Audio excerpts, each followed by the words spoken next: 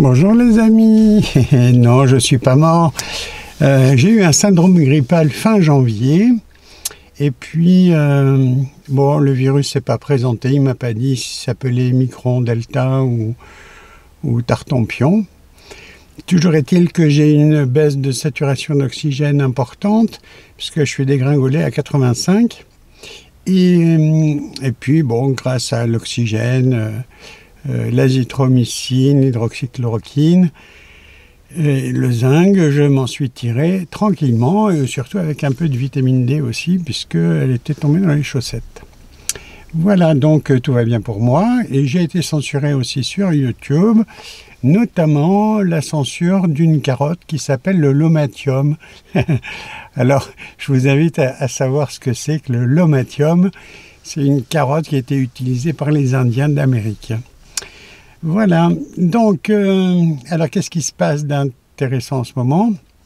Merci Poutine, il a stérilisé le Micron et on ne parle plus dans les médias de cette saloperie de propagande gouvernementale qui veut nous faire peur à tout prix et donc qui nous pousse à nous faire des injections de quelque chose qui est tout à fait expérimental.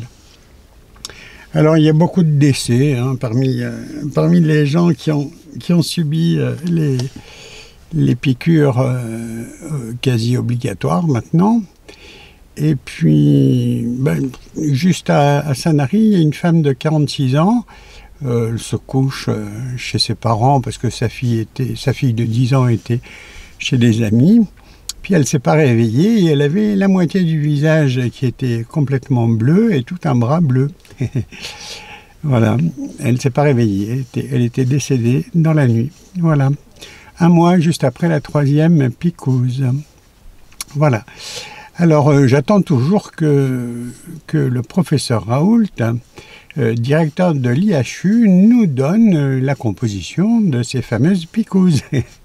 Parce que normalement, quand on présente un produit, il doit avoir une autorisation de mise sur le marché, mais comme elle est toujours en phase 3 et qu'elle n'est pas définitive, c'est toujours une expérience. Donc, tous ceux qui ont subi la picouse ont été des cobayes et le seront peut-être encore pour la 3e, voire la 4e. Mais chacun fait sa vie comme il l'entend. Si on pense que c'est bien, la propagande d'État, c'est très bien. Rappelez-vous, on vous a dit le masque ne sert à rien, puis après on vous dit si, il faut porter un masque, c'est obligatoire. Mais en 2009, on disait aux professionnels de santé mettez un FFP2 parce que c'est celui qui permettra de vous protéger, et puis donner un FFP1 à ceux qui ont de la fièvre et un syndrome grippal pour éviter qu'ils contaminent un peu trop les autres. Mais ça sert strictement à rien. Parce que Denis Rancourt, avec 200 co-signataires, a produit une publication randomisée qui dit qu'il faut minimum un FFP3. Donc ne croyez pas ce qu'on vous raconte comme propagande, c'est que du blabla. C'est pour vous foutre la panique. Hop. La panique à bord. Et oui, et donc voilà, je voulais vous raconter ça parce que c'est assez intéressant quand même de comprendre ce qui se passe. Et comme quand on comprend ce qui se passe, ma foi, un homme averti en vaut deux, et il vaut mieux être deux pour comprendre la grande manipulation. Donc je disais, grâce à Poutine, il n'y a plus de propagande covidiste, et par contre, on met le holà sur tout le monde. Alors, la guerre, je connais un petit peu. Je suis allé en Nouvelle-Calédonie pendant les événements et je peux vous dire que les plaies par balles, c'est pas joli. Et je peux vous dire aussi que les armes ne sont pas intelligentes. Elles tuent.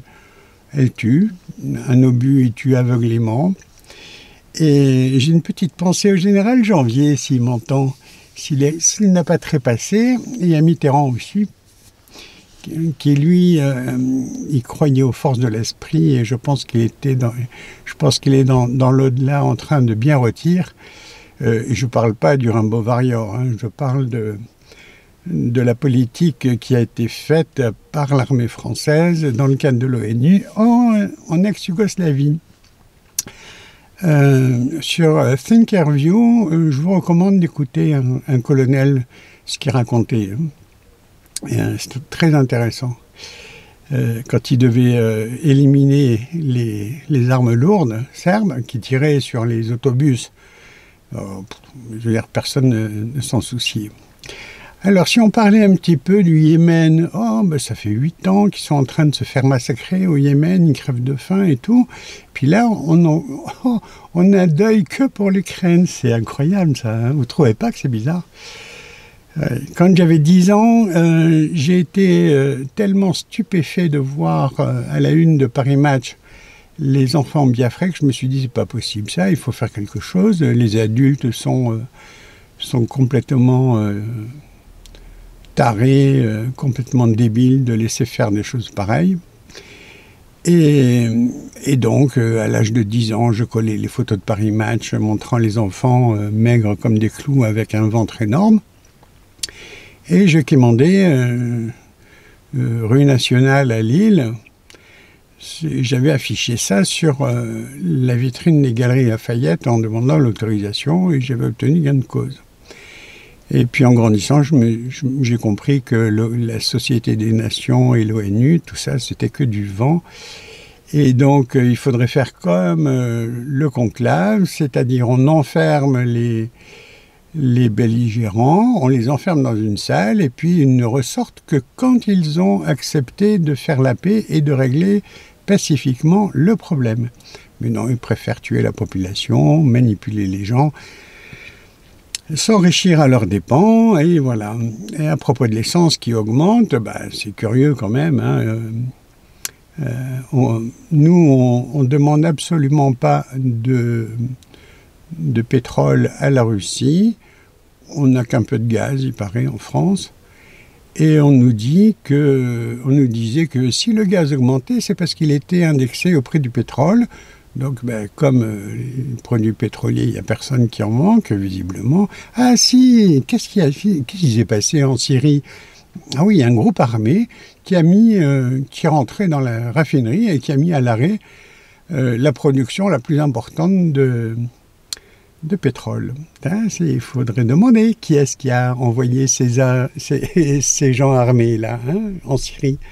Eh oui, bon, allez, tout va bien. Ne croyez surtout pas les médias. Ah oui, moi ce que j'aime bien, c'est que quand même le Mali a dit, vous interdisez RT en France avec Sputnik, vous interdisez de parler avec une propagande qui est différente de la propagande otanesque. Eh bien, nous au Mali, on supprime France 24 et puis on supprime RFI. Voilà, ils n'ont plus le droit d'émettre, ils n'ont plus le droit de raconter non plus leur propagande. Voilà, c'est un prêté pour un rendu. Voilà.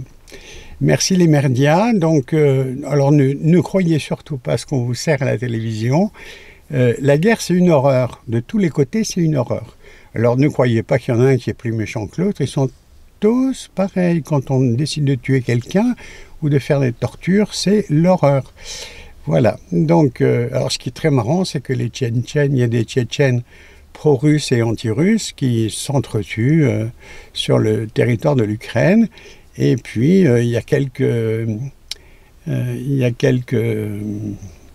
Canadiens aussi qui encadraient l'armée ukrainienne depuis 5 ans, depuis 2015, un peu plus de 5 ans, 7 ans maintenant.